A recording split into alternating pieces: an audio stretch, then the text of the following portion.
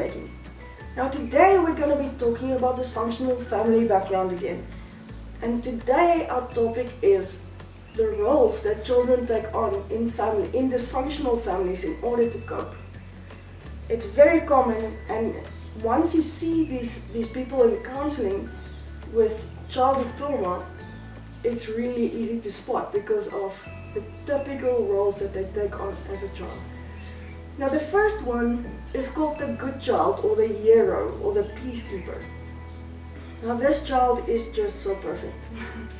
They don't cause any ructions, they study, they do everything perfectly and make everyone very happy, and they never cause any problems. They're a good student because they don't want to create ructions. They are scared of the consequences. They're scared that their parents will just reject them, not love them anymore, abuse them, or whatever the repercussions will be. So they just try to be as perfect as possible.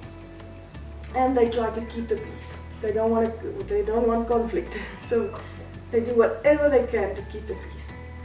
Then there's the problem child, or the rebel.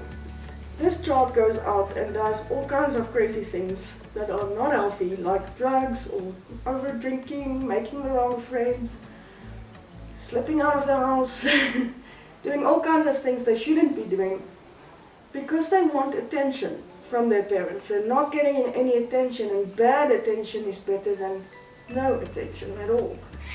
Or sometimes they really just do it because everything in their house is dysfunctional and that's just all they know, and they need to escape from it, but they don't know how to do that in a healthy way because this is how they grew up, in dysfunction. So that is the problem child, or the rebel. Then there's the scapegoat, or the black sheep of the family, and everything that goes wrong in the family is blamed on this one child in the family.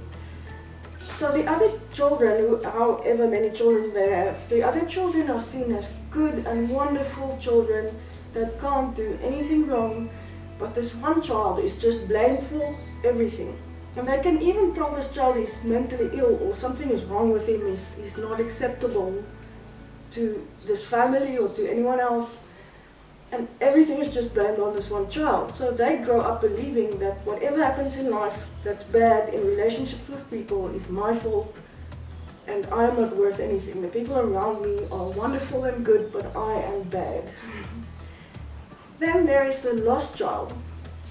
Now the lost child is quiet and invisible and avoids conflict, and they just feel like they're a nobody.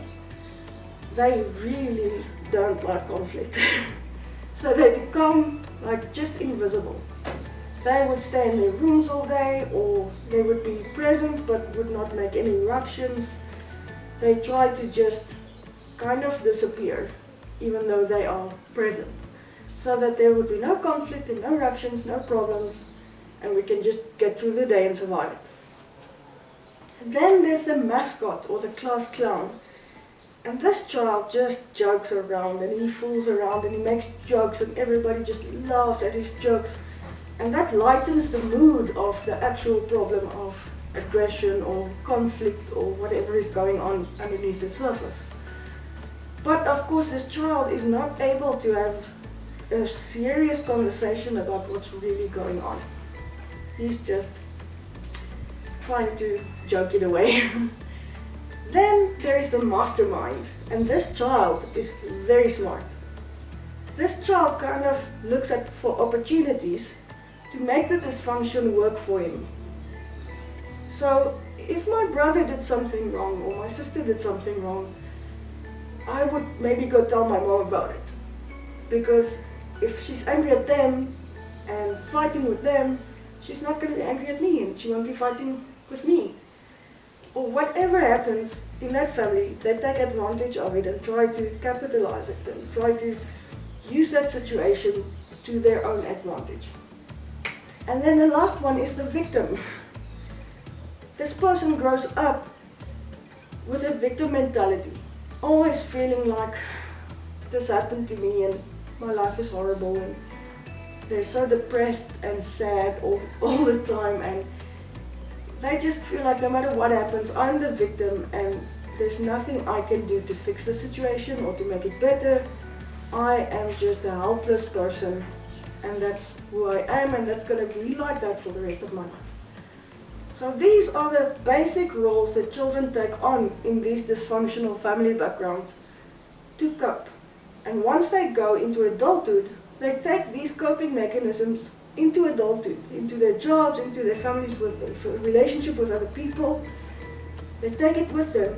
And then once they get into adult life, these coping strategies doesn't work anymore. You know, you can't just play the victim forever. At some point you need to stand up and do something with your life. You can't just be this lost child who's in the background and not causing any ruction, and you never say no to anything, and you just people please and make everyone happy. You know, it continues to be dysfunctional into adulthood. And that is often when I start seeing clients, is when this dysfunctional coping starts becoming a problem in adulthood. So that's me on dysfunctional family backgrounds. Subscribe to my channel, click on the little bell to get notifications, because there's much more to come.